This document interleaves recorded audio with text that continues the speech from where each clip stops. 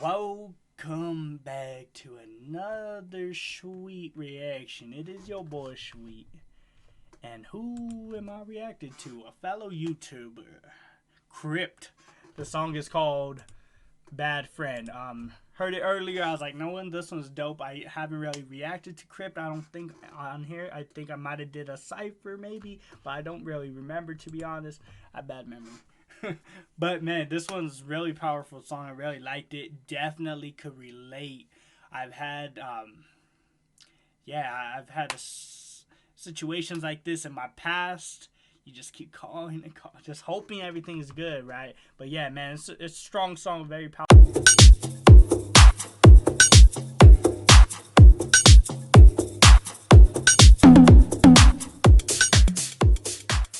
powerful, man. And Suicide Prevention Month and everything too, so perfect timing for this too. So we're gonna jump into this one. Crypt, Bad Friend. They go.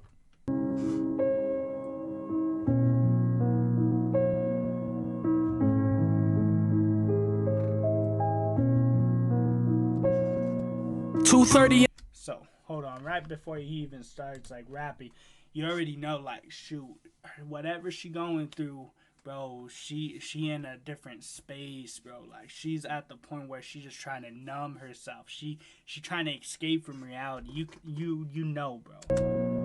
2:30 in the morning and I get a text from my friend. She said, I need you right now, and I already knew what that meant. See, me and this girl, we think alike. Too many phone calls spent for me to know she's thinking about her life and how it's gonna end. See, on the outside we're happy and we show it to the world, and we put on this fake exterior so the truth won't unfurl. But I know who she is, cause it's like looking in a mirror. All these smiles and cries for help, and it couldn't be any clearer. So I pick up the phone and call her as she answers through her cries. She's hyperventilating, telling me that she wants to die. My heart starts to race and my thoughts begin to blur. We're 9 hours apart, but I'm seconds from losing her. I tried to Ooh, bro, 9 hours. Oh, but only seconds. Ooh, man. Calm her down and tell her what she means to me.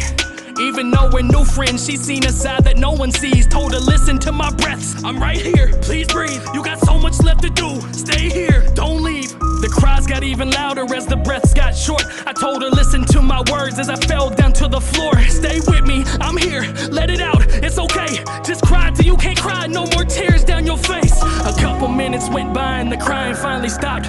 But not because she did, because the phone call dropped. I called her back quick, just hoping I'd hear hello, but I just kept getting met with the sounds of those dial tones. I froze. What do you do in that moment? Ooh, bro. Like he said, bro, what do you do in that moment?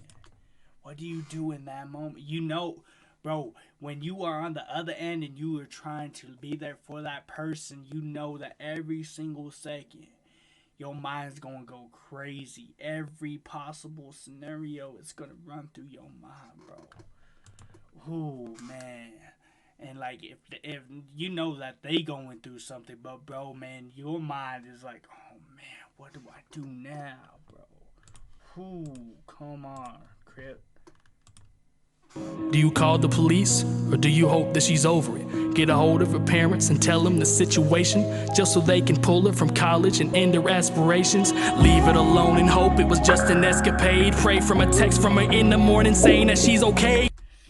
Oh, that's the other thing, bro, because then your mind is like, man, but do I do this? Because if I do this, it's gonna ruin this. Oh, come on, bro. Call anyone you know just to make sure that she's alive. Ignore it completely and pray to God that she survived. I let it go. She must have wanted to be alone. I guess that this was just another one of her episodes. She never told no one about this depression she dealt with, and who was I to air out her secrets? That would be selfish. So I lay down in my bed and I rested my head, closed my eyes and drifted peacefully to sleep. Then I dreamt that I would see her tomorrow and I would speak to her then, till I was woken to several missed calls and texts that she's dead. My heart broke. She downed a bottle of pills. She took them shortly after our call ended, and it felt surreal. She was a friend of many, a student athlete at her school, a daughter, a sister, a very special jewel. At the funeral they told us that nobody had a clue that they could have saved her life, if only that they knew. And if someone at the funeral had ever felt depressed, to get some help so that your face won't ever end up in the press. There wasn't a dry face in the room, only 22 years old, an entire life in front of her, and now she's laying there cold. If only I'd called someone, we wouldn't be here now. Ooh. Oh, come on, man. You know, like I say, man, depression is, it's a crazy thing, bro. It's a crazy thing.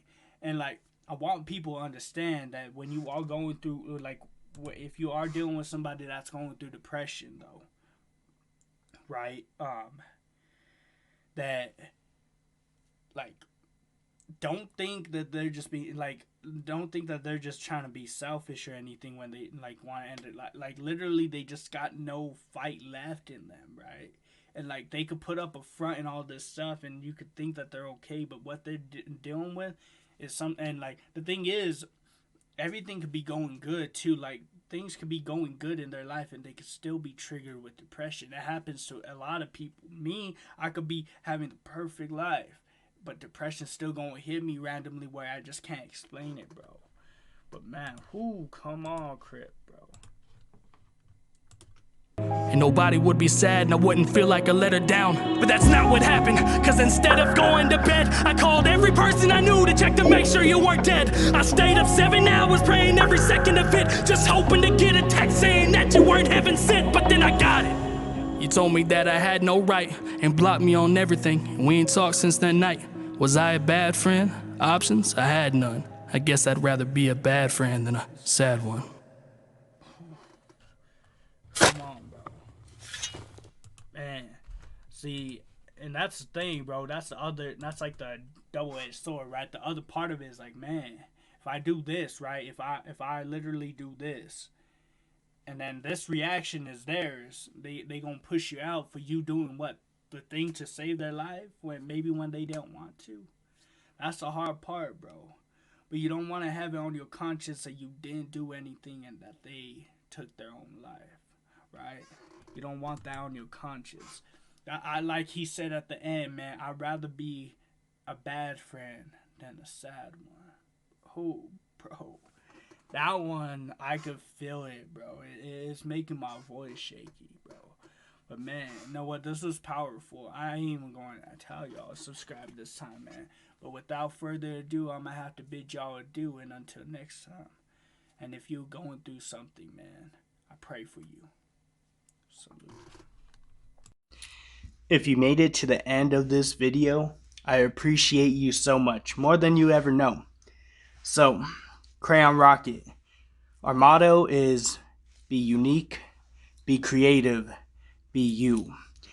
Why is this important? Because we were all created in the image of God. We were all perfectly and wonderfully made. So I hope that you enjoyed this video. Share it, like it, subscribe. I would appreciate it. God bless.